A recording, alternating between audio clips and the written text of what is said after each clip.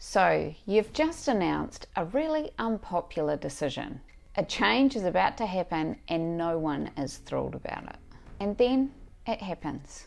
The team member you were laughing with over beers just last week, they're the ones leading the charge against the change. Their casual remark, "Wow, I thought you were one of us." This stings way more than a formal complaint. Right there, you feel it. That sinking feeling, like the floor beneath your leadership is giving way. Is being friends with your staff the quickest way to lose authority, or is there more to it? A lot of leaders, particularly when they're starting out, want to be liked. It's natural. They want to be the cool boss. Perhaps they're thinking it will create a friendly, tight-knit team. The intention is usually good. It is usually positive. But what happens when the line between friendship and boss gets blurred?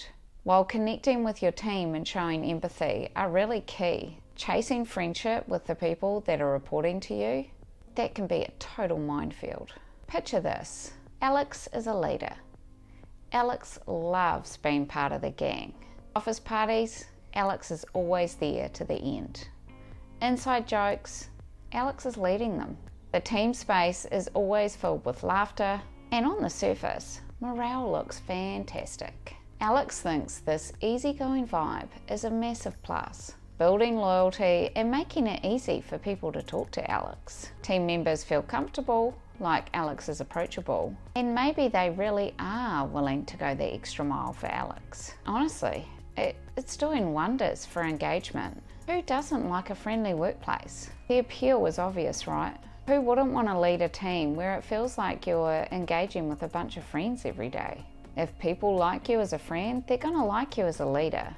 They'll be more open, more committed. They won't want to let you down. And for a while, that can seem like the case. Projects get finished, people seem happy, and Alex feels like, I've cracked the code on this reliable, respected leader stuff.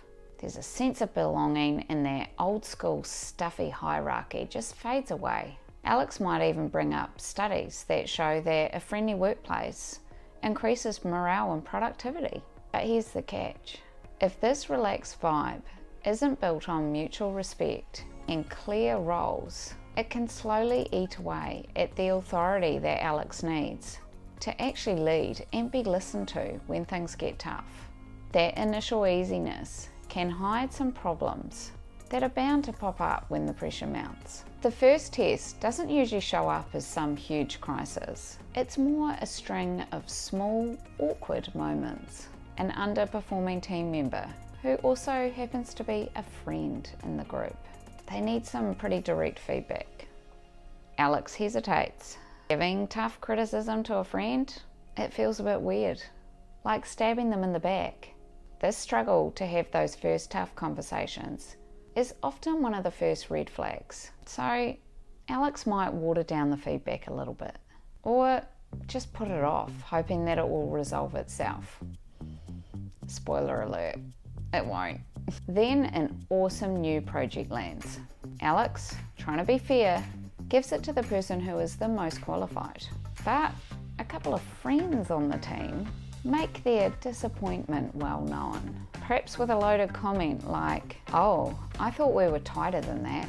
Suddenly, there are whispers of favoritism, even if Alex is genuinely trying to be impartial and do the right thing. Just the idea that it could be favoritism does a lot of damage. Other people on the team, perhaps those who aren't in this inner circle, start to pick up on it. They see the casual lunches, the side chit-chats, and can't help but wonder if they're getting a raw deal. Little by little, what people expect starts to shift. The friends on the team might unconsciously expect a little bit of slack on tight deadlines, or perhaps for Alex to look the other way with minor slip-ups. And when Alex tries to enforce a rule for everybody, those same friends might act resentful and surprised, like Alex is singling them out and suddenly acting like a boss. The very openness that Alex worked so hard to create, now it means that complaints about unpopular decisions come straight to Alex, often loaded with a lot of emotion. that a more formal or professional setup would have softened. Easy communication starts to feel like a direct pipeline for every single grievance, making it all feel just a little bit personal. Then the real storm hits. Alex needs to roll out a major company-wide policy that no one likes.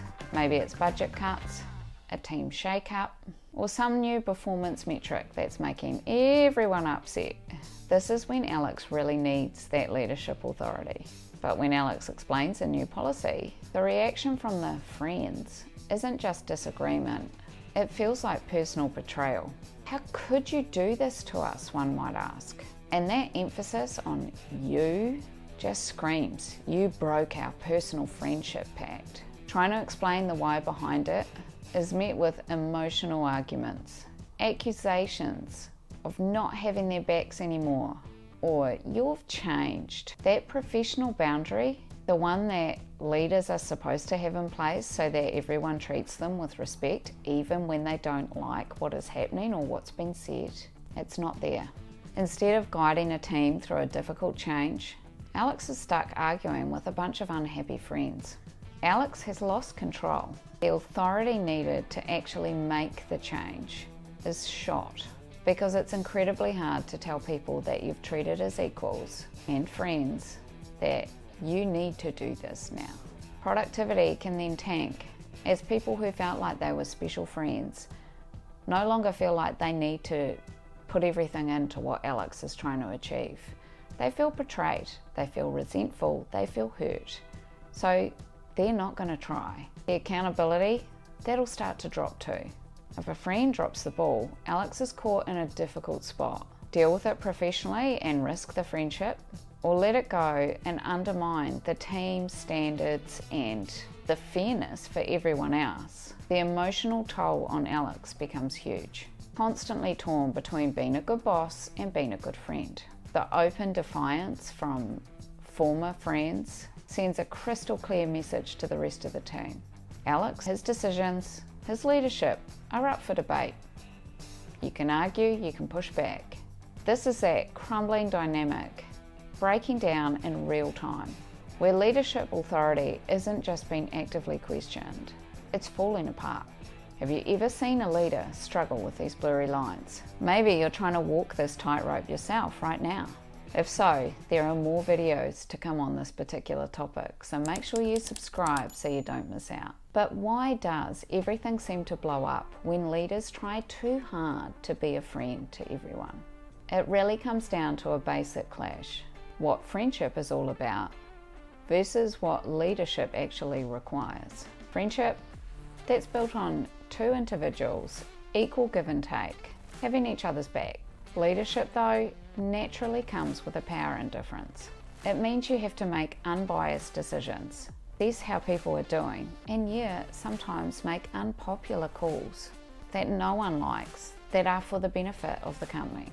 When these lines get muddy, a few things happen, both psychologically and just in the way that things are structured. First of all, you miss that necessary professional distance, and that makes it incredibly hard to make clear-headed decisions.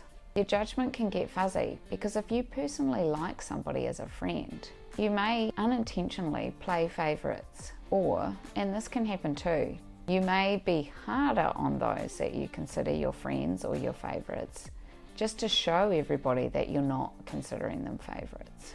Neither of which is fair or smart. And if people even think there's favouritism, real or not, it's like poison.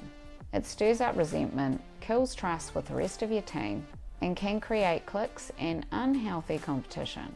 Secondly, it gets very hard to give honest, direct feedback. Having to give critical feedback is loaded with emotional baggage if you're talking about it with a friend. Leaders might dodge these difficult conversations just to avoid that awkward relationship or hurting the friendship, which leads to wishy-washy standards, and ultimately the team not performing as well as what it could. And believe me, team members who are not in the leader's inner circle, they'll spot this inconsistency a mile off, and the respect for the leader and the authority will take a nosedive. Thirdly, there's this whole issue of unclear expectations and potential conflicts of interest. Friends might start to expect special treatment or to be clued in on information that others don't need to know or shouldn't know. When these hopes aren't met, they can feel betrayed and then resentment starts to build. The leader, meanwhile, is feeling the squeeze of trying to juggle all these difficult demands, which can lead to a ton of stress and burnout, which I have done a video about, which is linked on your screen. Bottom line, trying to be everyone's best mate often means you fail at being a leader when people need you the most. So what does this mean? Does this mean that leaders should be cold, indifferent, and difficult to talk to? No, that is quite an old-fashioned way of being a leader. In fact, more and more research shows that if leaders connect with their people by showing empathy and making their teams feel safe to be able to have difficult conversations, these teams are actually much more effective. Workplace friendships can actually be a really great thing. They make people happier, more engaged, less lonely, and can help the whole team perform better. The trick isn't to skip connecting with people, it's to get that crucial difference between being a friendly leader and being a friend who is their leader. A friendly leader is approachable, empathetic, and genuinely cares about their team, how they're doing, and how they're growing in their role. They build good relationships, really listen, and create an atmosphere of trust and respect. They can share a joke and show that they're interested in people as individuals. However, they need to keep the professional lens clear. This means that even while they're warm and engaging, the decisions that they make are driven by what is fair and what is best for the company and drives professional standards, not by who they like best. The trouble doesn't come from being friendly. It comes from when those boundaries are so eroded that you can't tell the difference between a boss-employee relationship and a regular friendship. Modern leadership is about being human-centered, building real and strong relationships, but within a professional structure. The aim, ideally, is to be a leader that people trust and respect and admire, because you make great decisions that are fair and people understand them. You show that you're supportive and you care about your team's well-being, but you can still make the tough calls and give direct feedback, even to the people that you like. So how do you set this up for yourself so that you get it right and you don't blur those lines? It all kicks off with being clear and consistent. Firstly, set clear expectations and boundaries right from the get-go. You want to be approachable, but you want to make sure that your team knows that your job is to make decisions for the good of the team and the company as a whole, and be open about how those decisions get made. Second, always focus on fairness and consistency. Don't do anything that even looks like favoritism. This means applying rules, giving out recognition, and offering opportunities fairly to everyone. Your interactions should be about including everyone, not just those you like. Third, build trust and respect across the entire team. Trust grows when people see you acting with integrity. They know that you're competent and feel that you genuinely care about everyone's success. Respect is something you have to earn by leading by example. Fourth, work on your emotional intelligence. This means knowing yourself well enough to know when your personal feelings might be clouding your judgment, and being aware enough of how your interactions across the team can affect others. It's about handling some of these situations with professionalism and integrity. I've linked a video on your screen if you want support with this. And finally, remember that you can be empathetic without giving up your authority. It's about being friendly, supportive, and understanding, while always sticking to the responsibilities and fairness that comes with being a leader. It's not about choosing to be liked or respected. The best leaders can earn both through how they act and behave with integrity. Don't try and be everyone's friend, because your personal loyalties can really mess with your authority.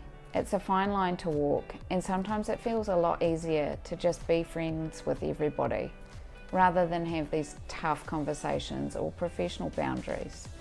But it definitely leads to being a leader that others can respect and can give you more authority in your role. Make sure you check out the video linked on your screen, and thanks very much for watching.